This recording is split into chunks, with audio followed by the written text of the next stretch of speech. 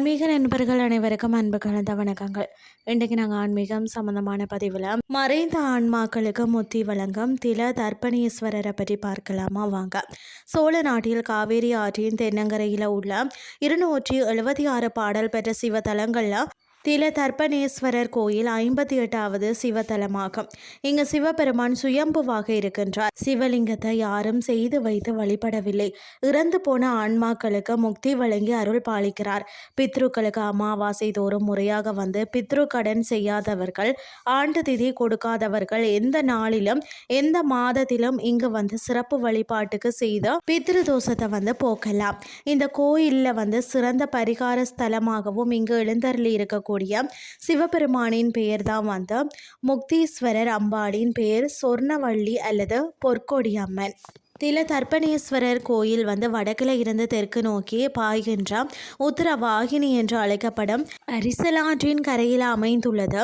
திலம் என்றால் எல்லை கொண்டு தர்ப்பணம் செய்யும் கோயில் தில தர்ப்பணேஸ்வரர் கோயிலாக இருக்கிறது.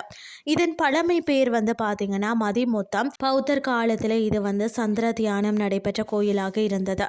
பிறகு சிவன் கோயிலானது இறைவனுக்கு முதல்ல அதாவது மதிமுத்தீஸ்வரர் என்று பின்பு வரும் முத்தீஸ்வரர் என்றும் பெயர் வழங்கியதாம். திருஞான சம்பந்தர் மதிமுத்தம் என்ற பழைய பெயரால் அழைக்கிறார். மந்தாரை மரத்தின் கீழே பார்த்தீங்கன்னா சிவபெருமானின் சிறிய சந்நிதி அமைந்துள்ளது. கிறிஸ்துக்கு பின் 8ஆம் நூற்றாண்டுக்கு சூரியனும் சந்திரனும் ஒரே நேரத்தில் வழிபட்ட தலமாக சைவ சமயத்தில் நம்பப்படுவதால் அமாவாசை தர்ப்பணத்திற்கு ஏற்ற கோவிலாக உள்ளது.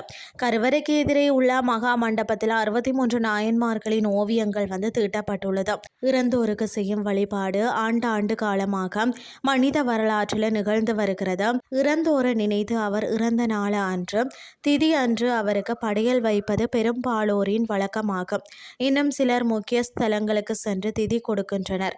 ஆற்றங்கரை பார்த்தீங்கன்னா திருப்புவனம், வைகை, கடற்கரை, ராமேஸ்வரம், அருவிக்கரை, பாமநாசம் போன்ற நீர்நிலைகளில் திதி கொடுக்கிறார்கள். இன்றைய ஆன்மீகம் சார்ந்த பதிவு உங்களுக்கு பிரயோசனமாக அமைஞ்சிருக்கும்னு சொல்லி நான் நம்புகிறேன். இதே மாதிரி மற்றும் ஒரு ஆன்மீகம் சார்ந்த பதிவோடு உங்களை சந்திக்கிறேன். நன்றி.